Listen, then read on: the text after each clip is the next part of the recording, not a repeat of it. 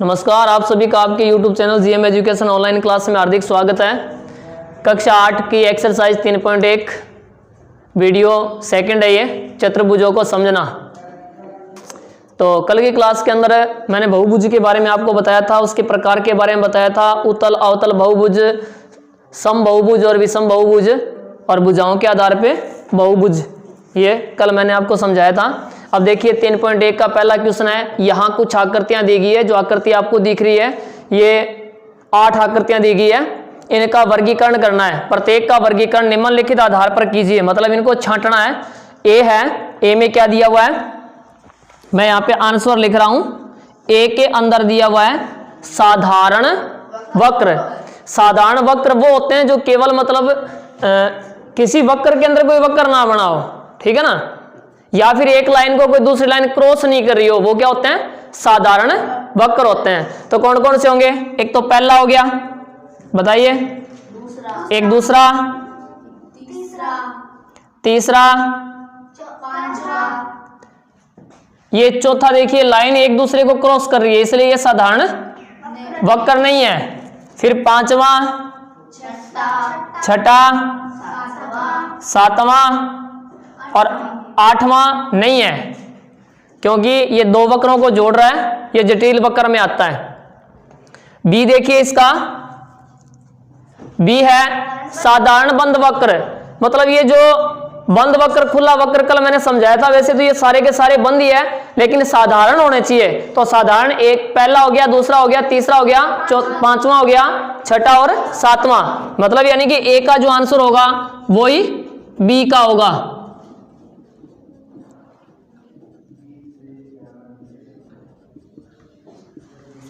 ये साधारण बंद वक्र है। बहुभुज यानी कि जो रेखाखंडों से बना है वही होता है बहुभुज।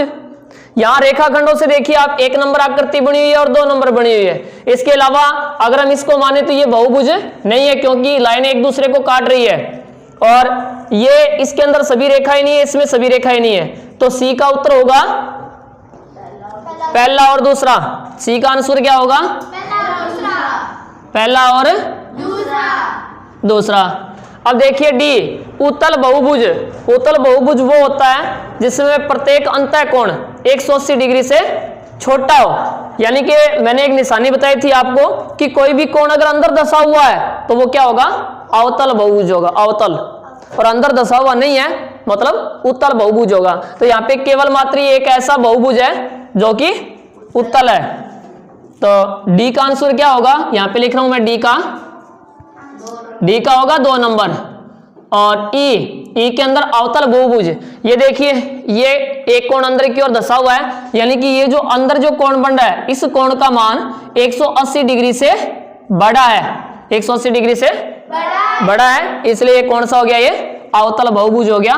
इसमें होगा 1 नंबर। तो ये हो गया इसका वर्गीकरण। इसको उतार लीजिए कभी, हाँ ये 7 होगा, उतारो उतारो। अगला क्वेश्चन देखिए, दूसरा क्वेश्चन, निम्नलिखित प्रत्येक में कितने विकर्ण है।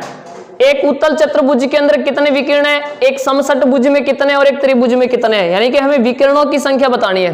तो सबसे पहले समझिए विकर्ण होता क्या है।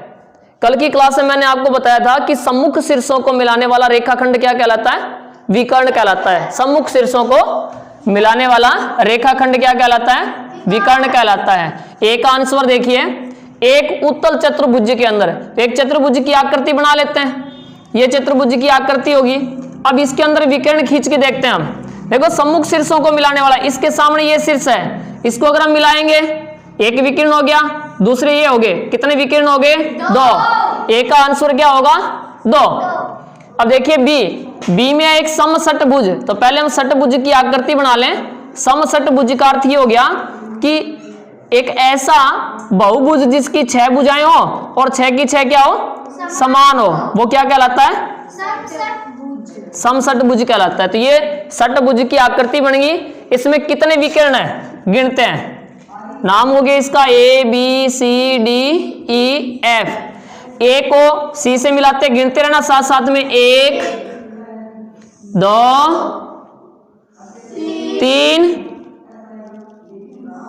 4 5 6 7 8 9। कितने विकर्ण हो जाएंगे? 9। इसका आंसर क्या होगा? 9। अब अगर सी है, सी के अंदर त्रिभुज, त्रिभुज की आकृति होगी ये। त्रिभुज के अंदर कोई विकर्ण नहीं होता, मतलब क्या होता है? 0। कोई विकर्ण नहीं होगा। तो एक उत्तल चतुर्भुज के अंदर 2 विकर्ण होते हैं, एक समषटभुज के अंदर 9 विकर्ण होते हैं, और एक त्रिभुज के अंदर कितने होते हैं? 0। उतारिए। देखिए क्वेश्चन नंबर 3, उत्तल चतुर्भुज के कोणों की मापों का योगफल क्या है? यदि चतुर्भुज उत्तल न हो तो क्या यह गुण लागू होगा? एक चतुर्भुज बनाइए जो उत्तल न हो और प्रयास कीजिए। तो चतुर्भुज चाहे उत्तल हो चाहे अवतल हो, चतुर्भुज के चारों कोणों का योग कितना होता है? 360 डिग्री होता है। तो उत्तल चतुर्भुज के कोणों की मापों का योगफल क्या हो गया? 360 डिग्री। उत्तल चतुर्भुज के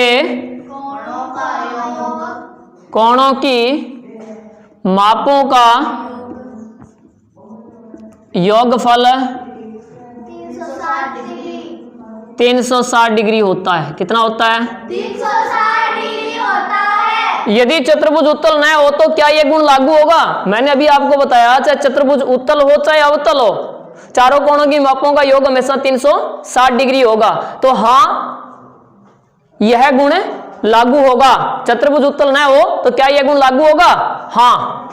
यदि चतुर्भुज उत्तल न हो तो यह गुण लागू होगा। यह गुण लागू होगा। अगर चतुर्भुज उत्तल नहीं है तो भी यह गुण लागू होगा। अब आगे एक चतुर्भुज बनाइए जो उत्तल नहीं हो, बना लेते हैं, जिसके अंदर भुजा कितनी होनी चाहिए? 4 भुजा होनी चाहिए। 1 2 3 4। ये हमने एक चतुर्भुज बना दिया जिसका ये कोण 180 डिग्री से बड़ा है। कितने डिग्री से? 180 डिग्री से बड़ा है। तो यहाँ पे 4 कोण है। एक तो एंगल ए हो गया, एक एंगल बी हो गया, और ये एंगल सी मानते हैं, और ये एंगल डी। इन चारों का योग भी, यानी कि एंगल ए, एंगल बी और एंगल सी और एंगल डी, इन सभी कोणों की मापों का योग कितना होगा? 360 डिग्री होगा। कितना होगा? 360 डिग्री। उतारिए।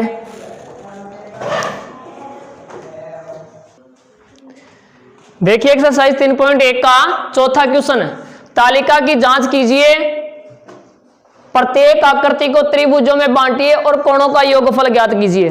तो यहाँ पे ये जो आकृतियां दी गई है, त्रिभुज की, चतुर्भुज की, पंचभुज और षटभुज की, इनको पहले त्रिभुजों के अंदर बांटना है, फिर इनके सभी कोणों का योगफल ज्ञात करना है। लेकिन आप जानते हो कि त्रिभुज के तीनों कोणों का योग कितना होता है? 180 डिग्री होता है। देखो त्रिभुज के अंदर 3 भुजा होगी और एक ही त्रिभुज बना है, तो 1 गुणा 180 यानी कि 180 डिग्री हो गया। अब यहाँ पे देखिए आप, ये चतुर्भुज है, इसको अगर हम त्रिभुज में बांटेंगे तो इसको हम 2 त्रिभुजों में बांट सकते हैं। कितने त्रिभुजों में? 2 त्रिभुजों में। 2 में बांट सकते हैं। एक ये हो गया और दूसरा ये हो गया। 2 त्रिभुज हो गए। एक त्रिभुज के कोणों का योगफल 180 हो गया, 180 इसका हो गया, 180 और 180 360 डिग्री, यानी कि 4 भुजा है, 2 त्रिभुज बन रहे हैं, दोनों त्रिभुजों के कोणों का योगफल 360 डिग्री हो गया, यानी कि चतुर्भुज के सभी कोणों का योगफल क्या हो गया? 360 डिग्री। और दूसरा तरीका यहाँ पे लिखा है, देखो 4 भुजाएं हैं तो 2 त्रिभुज बन रहे हैं, तो 2 त्रिभुज बन रहे हैं तो 2 को 180 से गुणा कर दो, चतुर्भुज के चारों कोणों का योगफल आ जाएगा। दूसरा तरीका साथ में ये दिया है कि भुजा कितनी है? 4 है, इसमें से 2 कम कर दो, कितनी बच गई? 2 बच गई, 2 को 180 से गुणा करो, क्या आएगा? 360 डिग्री। अब ये पंचभुज है, इसको अगर हम त्रिभुज में बांटेंगे, एक तो त्रिभुज ये बन गया और इसको मिला दें तो एक त्रिभुज, 2 और 3, कितने बन गए? 3 को 180 से गुणा कर दो, 540 आ गया। या फिर पंचभुज है ये, यानी कि इसके अंदर भुजा 5 है, तो 5 में से 2 कम करो, फिर 180 से गुणा करो 540, यानी कि पंचभुज के सभी कोणों का योगफल आ गया। अब इसको अगर हम त्रिभुजों में बांटेंगे, एक तो ये बन गया, दूसरा ये हो गया और एक ये हो गया, यानी कि 4 त्रिभुज हो गए, 1 2 3 4। तो षटभुज के सभी कोणों का योगफल क्या होगा? 4 त्रिभुज बन रहे हैं तो 4 को 180 से गुणा कर दो, 720 डिग्री हो जाएगा। या फिर भुजा कितनी है इसके अंदर? 6 में से 2 कम कर दो, फिर 180 से गुणा कर दो। अब देखिए आगे, एक बहुभुज के कोणों के योगफल के बारे में आप क्या कह सकते हैं? जिनकी भुजाओं की संख्या निम्नलिखित हो, हम इस सूत्र के आधार पे जिसकी भुजा 7 है उनके सभी कोणों का योगफल ज्ञात कर सकते हैं। देखिए एक का उत्तर क्या होगा? कोणों का योगफल क्या होगा? कोणों का योगफल। यहां हमें भुजा दी गई है ए में 7, कोणों का योगफल ज्ञात करना है तो जितनी भुजा दी जाए उसमें से 2 कम कर दो और 180 से गुणा कर दो। बराबर कितना आ गया? 7 में से 2 कम करेंगे कितने बचेंगे?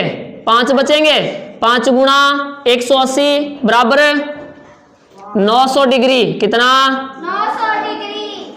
और इसका बी यहां लिख रहा हूं मैं, बी के अंदर भुजा दी गई है 8, तो कोणों का योगफल क्या होगा?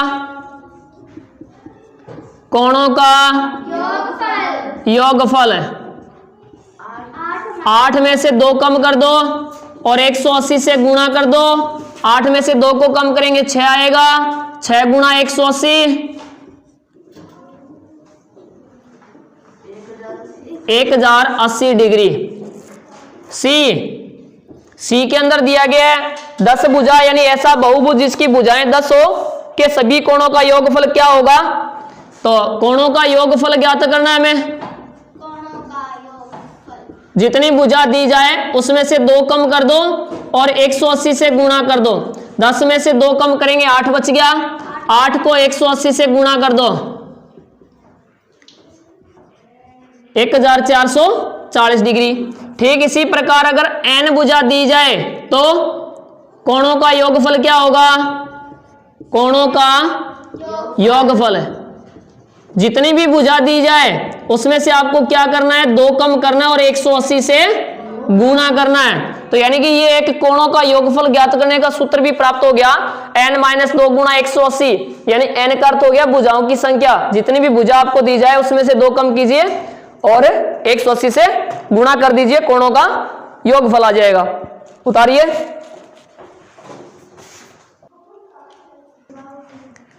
देखिए क्वेश्चन नंबर 5, समबहुभुज क्या है?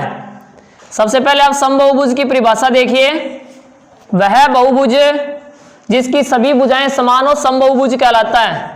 वह बहुभुज